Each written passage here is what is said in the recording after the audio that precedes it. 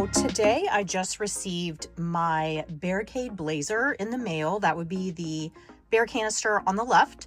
My trusty BV500 is the one on the right, and I've had this one for, gosh, well over a decade, I think. Yeah, it's pretty old. It's been around for a while. So my main decision with purchasing another Bear canister was weight savings. So my BV500 weighs 2.80 pounds. That is almost 3 pounds, and that is empty, even though you can see I have some stuff in there, but the empty weight is 2.80 pounds or 44 ounces. And the Wild Ideas Blazer on the left weighs 2.06 pounds or 31 ounces. So that may not sound like a big difference to some people, but for those of us who just are not willing to carry extra weight for whatever reason, it's a decent weight savings. And it was enough of a weight savings that I decided to go ahead and go with it. The second reason was the volume of the Blazer versus the volume and carrying capacity of the BV500. So the BV500 is advertised as carrying up to 7 days worth of food, and the Blazer is advertised as carrying up to 9 days worth of food. Obviously that's going to depend on how you pack it. You want to take off any kind of extra packaging and probably pack things as minimally and as carefully as possible. The volume of the BV500 is 500 cubic inches, while the Blazer is 750 cubic inches. So not only is it lighter, but it has more carrying capacity. The cost, let's talk about the cost. The BV500 back in the day cost me about $75. I believe now they run anywhere from $85 to $95. So under $100 for the Bear canister on the right. The Bear canister on the left is running $384. It is made of carbon fiber, so that's the reason for the more expensive price. It is aircraft grade carbon fiber. They're both approved canisters for use in the parks along the PCT. So either one of these canisters is going to be a good choice. You just have to decide what is right for you. I did read that a lot of people were saying that the BV500 just wasn't big enough. Food is not the only thing that's going to end up in your Bear canister, so you have to also account for that. Toothpaste, if you're carrying lotions with scent, bug spray, anything that has a smell is going to go into this canister. So you have to also think of that. Wild Ideas does make a bigger size. It is the Expedition, and I'll put the dimensions and price of that down below. I have read on a lot of hiking forums that people say if you're going to upgrade your Bear canister, just go with the Expedition, get the biggest one. I was going to do that at first, but then my reasoning was, okay, I am hiking with a frameless backpack. I'm hiking with a much smaller pack than a lot of people are going to be using. So I am going to have to go with something in the mid-range. I just think the Expedition would have been too big for me. So I'm trying to keep it as concise as possible. And to me, the Blazer was just the better choice. Here's a look at them from the top. The Wild Ideas Blazer is definitely bigger around than the BV500. I have not practiced packing this canister in my pack yet. I actually had to send my pack off to have some things added to it. So the pack that I'm carrying is not here right now. I do have several other packs, and I will be practicing packing the Bear canister. I have carried this one, and I have been practicing with this one, but now that this one's here, I'm going to go ahead and pack it up and use it. Other differences are how you open this one. There's a little lip. Where is it? There are two little knobbies here on this one, and you have to actually push in the little knob and turn. And there are 2 of the little knobs that you have to push in and turn to open the BV500. This can, you have to have a coin or something equivalent. Most people just use a coin and open it up at these 3 points here. Okay guys, so as you can see, there is a hole over here on my backpack wall. And that is because the backpack that I have been practicing with the most, which I'm fairly certain 99% that I'm going to take on my PCT through hike.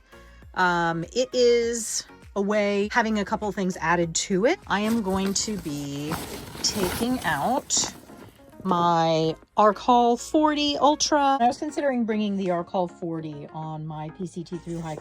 I was quite concerned with how thin, I guess for lack of a better term, it is, and whether or not a bear canister would fit down in here. So now is the time to try that out, and I'll show you guys what a Bearikade Weekender, which is very comparable. Actually, we'll do both. So we'll do the BV500 and the Bearikade Blazer and see how they fit in this 40-liter framed pack. Okay, so the diameter of the BV500 is a little bit less than the Bearikade, and this was a bit of a snug fit to get it down in here. As you can see, I still have plenty of room up here, and there's room on either side. Let me see if there's any in the front. No, maybe. There's room on either side, and it would be a really tight fit to get anything in front of the bear canister. It's pretty snug in there. So you would be putting other items on either side and on top of your bear canister if you had room. What I like to do is I'll put my quilt down on the bottom, my clothes, and anything that I'm not going to need until later on at camp, and electronics and things that I don't want to get wet.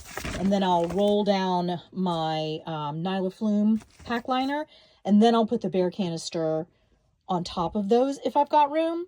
But with these smaller packs that I'm working with here, I'm not having so much luck with very much room left over. So the canister may actually need to ride on top. I would prefer it be inside, but the pack that I'm planning on taking, I may have to put it on top. And it's a way getting a long bear strap put on it. This one has a bear canister strap, so we will try both ways and I'll show you what it looks like. So I have loosened up the sides here, so there's plenty of give, but the material is not stretchy. It's only going to move so far. So this is the Blazer, and I can't get it to go down any further. And as you can see, if we come down here, you can clearly see this is as far down as it got before it just stopped. It would not go any further in there. So you would either put a bunch of your stuff down here, your quilt, your clothes, and all that, and then you know, like I said, you could have it sit right here. Still have plenty of room to roll this down. Fitting things on the sides, I mean, that would work. Or we can also strap it to the top. Okay, I've got my pack liner down in there. And the first thing I'm going to do is we're going to do the quilt first, then clothes, and then I'll show you how I pack everything else. Okay, so we've got quilt packed down in there, plus my base layers or my sleep clothes on top of that. So now I'm going to be putting my sleeping pad liner, pillow, and sleeping pad. We're going to take one of these bear canisters. I'm going to do the Bearikade and stick it in here, and then put the sleep things around it, as well as, oh, actually, I need to get my electronics in here because my electronics I also don't want to get wet, and then I'm going to end up folding it down. All of my stuff is all over the place, but for the sake of practice, I'm going to use this cord bag, which is probably heavier than my electronics that I'm going to be bringing, but it will serve its purpose for training and practice. Okay, we're going to turn a little to the left, and that will pop off the lid. I have no fingernails anymore, so I can't open anything. So you'll see this is attached by a cord here, so you can't lose it. And we are going to put our food, as well as fuel canister, this toothbrush and toothpaste tabs and stuff with smell. So we're going to put that in there, and then we're going to close it up.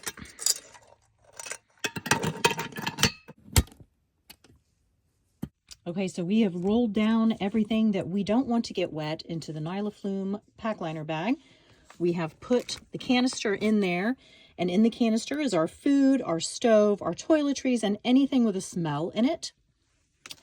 And I'm going to take my sleeping pad liner, my sleeping pad, and I think that's it.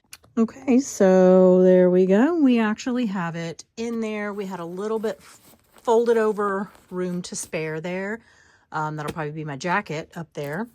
You can clearly see where the Bear canister comes to, but the stuff underneath is firmly packed down. So there's not any space or wiggle room there because I really pushed that sucker down. And then I've got this pocket for wet things. I can put my tent either on top here or here. So I do have a lot of room still. I will say that this behind my head doesn't bother me as much as this Bear canister digging into the middle of my back. I tried to put my sleeping pad down to kind of cushion it a little bit, and it's not working. It's really uncomfortable, and it hits you right in that area where a bra strap would be. So it's not super comfortable this way, so I'm gonna have to find another way, I think, to do it. So what I'm gonna do now is I'm gonna unpack it, pack everything up like I normally do, and then put the Bear canister on the outside of the pack. Okay, so this is the other way you can carry the Bear canister, which is with the Y-strap up top. Put your food bag and everything in your pack while you're hiking and have an empty canister up top. I'm not really hitting it unless I kind of go back pretty far. I feel like I can be pretty relaxed with it. Whereas the other way, it was hitting me right here. So this is more comfortable. The only thing I don't have in the pack is water and some of the other things that would go on the outside of my pack. So this is not bad. And you don't have the Bear canister digging into the center of your back, which is aces.